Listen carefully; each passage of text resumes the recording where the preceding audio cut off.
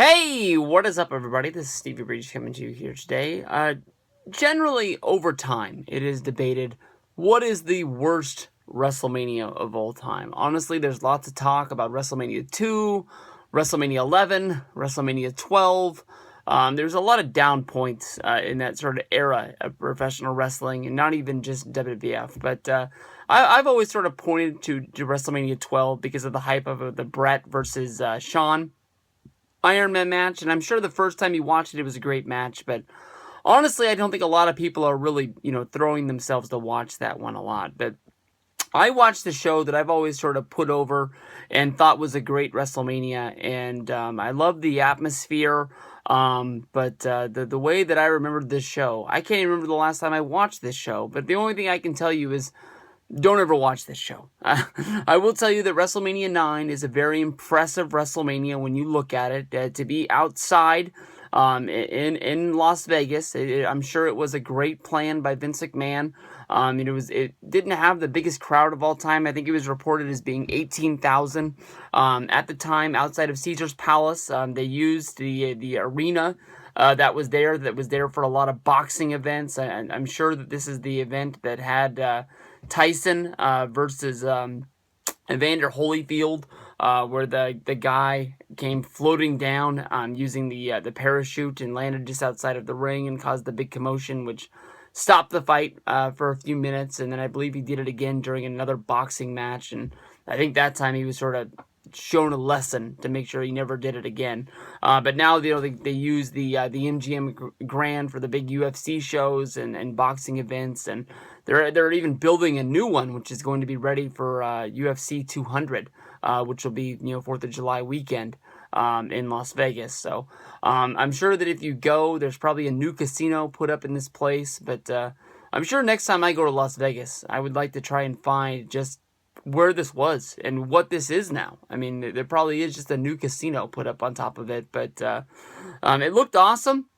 They did their best to try and make it look like a Roman Coliseum. The show starts off with, Macho Man Randy Savage being brought down to the ring with ladies feeding him grapes. You've got Bobby the Brain Heenan. I think he rides the ring on the back of is it an ostrich?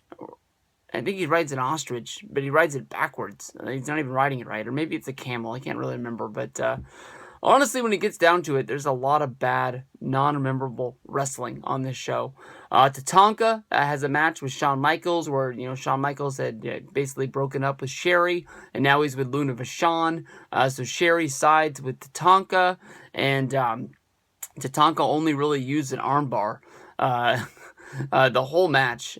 Shawn Michaels even tries to reverse the armbar into a roll-up and almost gets a 3 count.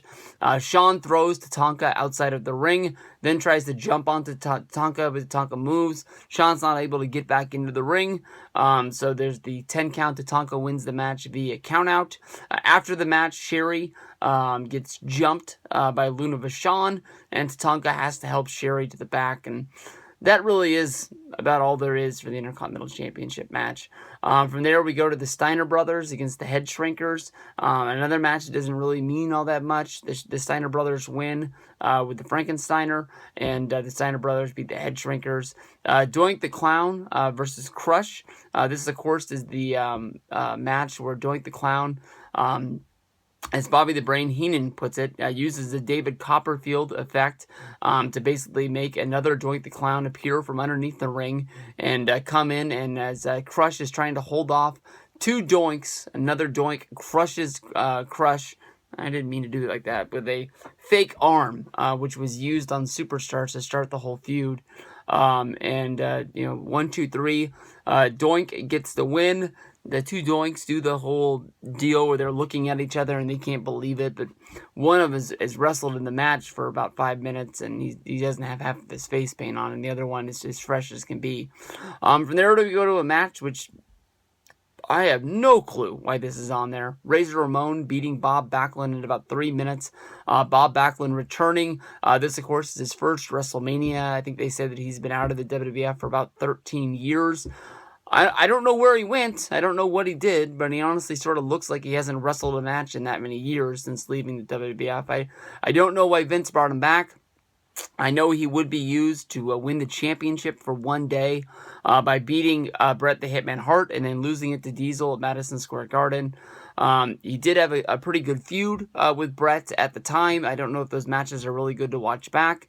I think one of them, Bret says, is one of the worst matches of his entire career. But it just was here. There we go to the Mega Maniacs, Hulk Hogan and Brutus Beefcake having a match against Money Inc. Money Inc. comes in as the tag team champs, and they really don't want anything to do with Hogan and Beefcake. At one point, they even threaten to walk out. They make it all the way to the back, and once they get back there, the referee informs Howard Finkel that if the Money Inc. has to a count of 10 to get back into the ring, or they will lose the match via disqualification and be stripped of a WWF Tag Team title. So this forces Money Inc. to make their way back to the ring. Then we have a disqualification finish with basically Money Inc. ripping off Brutus the Barber Beefcake's protective mask that he's forced to wear due to a jet skiing accident. Hulk Hogan, who is in no shape to wrestle at all. Basically, the story on the street is that Hulk Hogan received an injury of his own right before WrestleMania. Some people have said that it was a problem that happened in the weight room. Some people have said that it was an accident that he occurred at jet skiing as well. Money Inc. tried to cover this up the best they could, saying that Hulk Hogan had an accident coming out of the gym last night, where Money Inc. had paid somebody to jump this guy, but Hulk Hogan's eye is as black as can be. It looks like it even has stitches in it.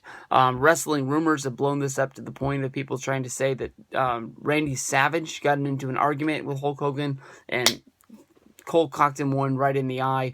But Hogan picks up the protective mask. He knocks out Ted DiBiase as well as IRS with it. Jimmy Hart, who is the manager of the Mega Maniacs, jumps into the ring, turns his jacket around to reveal that it's black and white striped. He counts the 3 count. Everybody, sort of celebrates, thinking that, Hogan and Beefcake had won the tag titles. But a referee comes down, basically says that Money Inc. wins via disqualification, that Hogan shouldn't have been able to pick up the protective mask and hit DiBiase and IRS with it. IRS and DiBiase run off with their tag titles, but they leave their briefcase in the ring, which Hulk Hogan, Jimmy Hart, and Brutus the Barber Beefcake open up to reveal that it's full of money, as well as just a brick on the inside of it.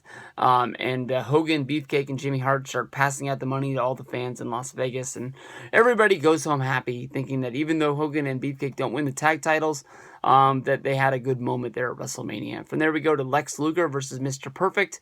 Lex Luger is wrestling as the Narcissist, and it's not very a good match, but honestly, one of the things that I really liked with it was after the win by Lex Luger, who knocks out Mr. Perfect using a steel plate, which is in his arm from a motorcycle accident.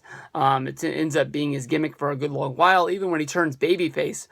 Basically, Commissioner steps in and basically says that Luger has to wear a protective pad over the arm because he can't, be running around knocking people out with a steel plate that's put into his arm because it's looked at as a foreign weapon.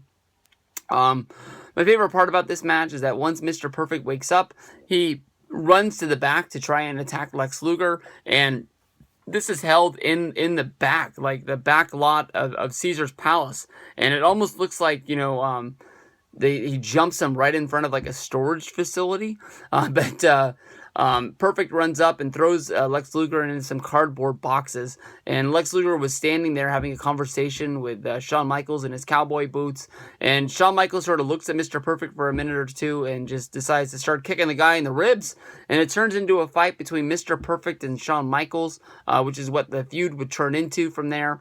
But I loved this as a kid, being able to see what backstage WWE actually looked like. But I guess it doesn't look like anything like this at all. But, if you go and you watch that True Story of WrestleMania documentary, which I talk about a lot, and I think I'm going to need to watch that before WrestleMania again, because it's sort of like a mini documentary. But when they get to WrestleMania 9, they had plans of making WrestleMania the movie. So there's a really good documentary sort of behind the scenes showing Vince going through people's, their walks to the ring and things like that. And they would pull off finally making a movie for WrestleMania 19, which is on the WrestleMania 20 DVD. That's another really good one as well that you should go out of your way to check out. But Probably one of the worst matches that people try to forget was The Undertaker defeating Giant Gonzales by DQ. In this match, Giant Gonzales uses a towel full of chloroform and chokes out The Undertaker, and the referee advised this to be a disqualification, and they actually bring a stretcher to the ring, and they actually had the people pushing the stretcher wearing togas as well, which is sort of a big exclamation point on the toga party. But they put Undertaker on the stretcher and they bring him to the back. Giant Gonzales and Harvey Wimpleman sort of revel in the feat of beating the Undertaker, even though they lost via DQ. And Undertaker just streaks out of the back, walking to the dead like a Walking Dead zombie. Paul Bear's trying to stop him, but Undertaker gets into the ring, beats up Giant Gonzales for a minute, and I guess this is why it's sort of like Undertaker won the match via DQ, but he got stretchered out. He did come back, and he did beat up Giant Gonzales, but he didn't really get a big win to have Giant Gonzales' name put on the list of tombstones year after year at WrestleMania. And there we go to the main event. Just before the main event, Mean Gene Okerlund checks in with Hulk Hogan. And Hogan is talking about he just came out of the dressing room giving Bret Hart, a word of advice about facing Yokozuna. And this should be our first hint as what is coming. But Yokozuna comes out there and has a match where basically Bret Hart can't defeat the big guy, and the big guy just squashes Bret. There is a point in the match when Mr. Fuji jumps up onto the ring and he uses salt to blind the eyes of Bret the Hitman Hart, but he's not able to fight off Yokozuna, and Yokozuna gets the 3 for the win, and he's crowned champion. Hulk Hogan comes running out of the back to check on Bret the Hitman Hart, and once he gets there, Mr. Fuji just openly challenges Hulk Hogan out of the middle of nowhere. Hogan's trying to check on Bret, but Bret, once he gets out of the ring and he's starting to walk towards the back, pushes Hogan and tells him, go get him, Hulk, screw my championship run. Hogan jumps into the ring. In a matter of about 22 seconds, Mr. Fuji blinds Yokozuna. Hulk Hogan hits the big boot, and the guy's champion. It doesn't even really feel like we've had a real match. It almost feels like a Money in the Bank cash-in or something like that. I don't know why. Commissioner Tunney never stepped in and basically said that this wasn't a real championship match. There was no contract signed. I don't know how Hogan was able to really become champion off of this, but I guess the word on the street is that Vince thought that Hogan on top would be able to turn around house show businesses. They only ran with this until I believe about June for the King of the Ring, when Hogan would lose to Yokozuna, and I believe a match in Cleveland, and it would be Hogan's last match on pay-per-view with the company. He would wrestle with them for a few more months. I believe his last match ended up being like in Spain on a European tour, and then going to WCW after thinking that his career was all washed up. But why they decided to go with this, I have no clue. When Hogan walked into WrestleMania 9 with that busted up eye, Vince should have looked at him and just say, creative control or not, you're not winning it all tonight. It doesn't make sense. I don't even know if maybe I would have let him have the tag match, but I would have found some way to cover that up. Put a mask on the guy.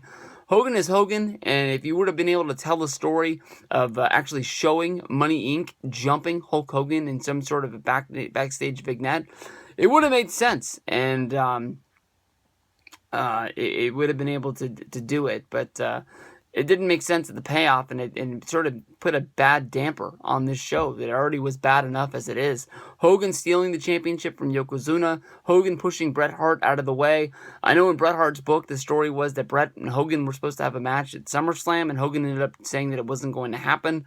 I'm not 100% sure about it, but Bret seems to be a guy, even though that says some stupid stuff sometimes, like when he bashed the Owen Hart documentary, when he bashed the Triple H versus Undertaker WrestleMania 28 match.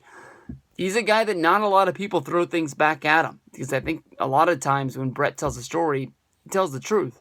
So I don't know if that's the way to look at it or not. Bret and Bret and Hulk wouldn't work until the days of WCW, when Bret sort of became the lackey of Hulk Hogan. And I don't even know if they ever really had a singles match in WCW that I can remember. But WrestleMania 9 wasn't really a good one, and I honestly recommend that you don't go out of your way to watch it. Just watch that True Story of WrestleMania and get a lot of the backstage stuff, and you'll love it.